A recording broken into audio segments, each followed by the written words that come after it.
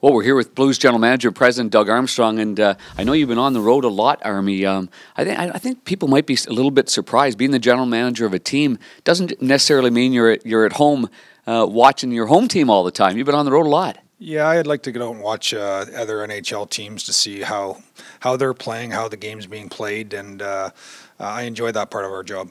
Well, when you do, I know you watch every game here, but the league is obviously talking an awful lot about your St. Louis Blues. I mean, you've got to be just thrilled considering the injuries and the adversity that they've faced, that they've been able to overcome that this early. Yeah, really excited for the job they're getting done on the ice. I think Mike and his staff have done a fabulous job preparing them, and ultimately at the end of the day it's the players, and the players are getting the job done. And when we looked at those injuries starting the year, when we got our schedule, I was excited to have 7 of the first 9 on the road. I always find that builds a team when they're away and they get to know each other again and reconnect.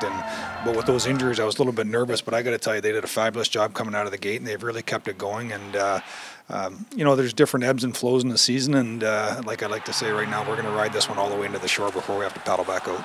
Well, I mean, you've had a great deal of experience being a manager in the National Hockey League, and you had to make a hard decision last year, and a longtime friend and a great coach in Ken. Maybe you can talk a little bit about what attributes, what were some of the characteristics of Mike Yeo that you saw in taking over the Blues? Because, boy, his record, there's no coach that's had a better record since he's taken over on February the 2nd.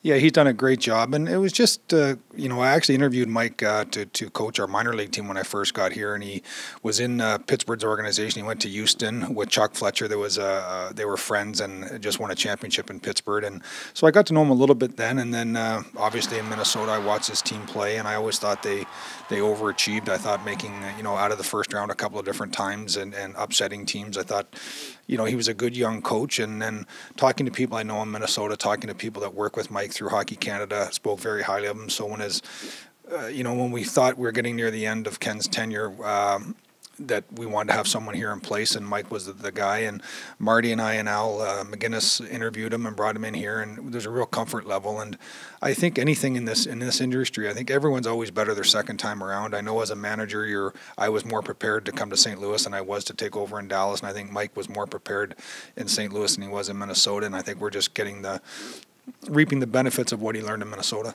I'm going to ask you a tough one here. I mean, do you even think that this team has played their best hockey? They've been able to beat every single team in every single situation, and but it's not like they're emptying the tank at all. Well, they're playing pretty good, but I think there is a different level. I think the different level is going to come when we get Bouwmeester back and Berglund back.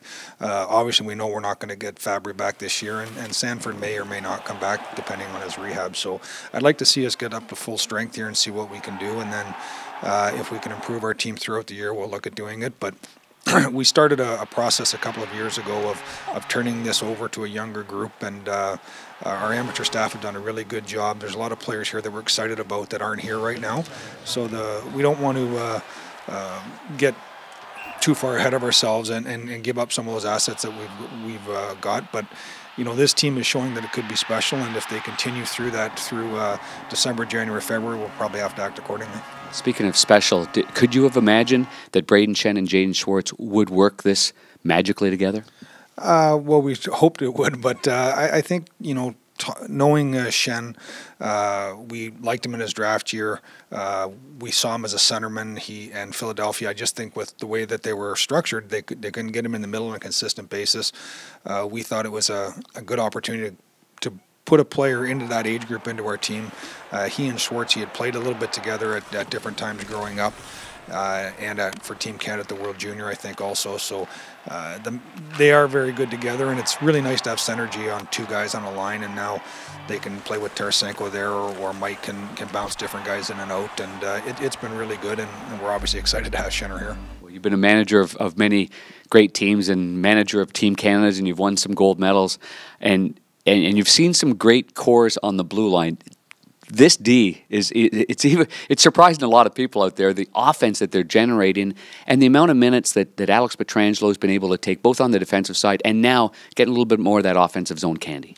Yeah, and I think the ice time increase, I don't want to say it's easy ice, but he had played a lot of hard minutes. When we had Kevin here, Kevin was a lead offensive player, and so Alex was put in a situation where he almost started every face-off in our own zone. So he had to go a long way to create offense. And right now he's getting some different minutes on the power play, which I think is great. And I think we all forget that Alex was a second-team All-Star twice, I think, early in his career. So he's a heck of a player, and we're excited to have him also. Well, we're excited to have you here in St. Louis. You've done a great job, and keep up the great work. Because my broadcasting part of it gets a lot easier when the team plays like this. So thanks, Army. Thanks, Panger. Okay, appreciate that.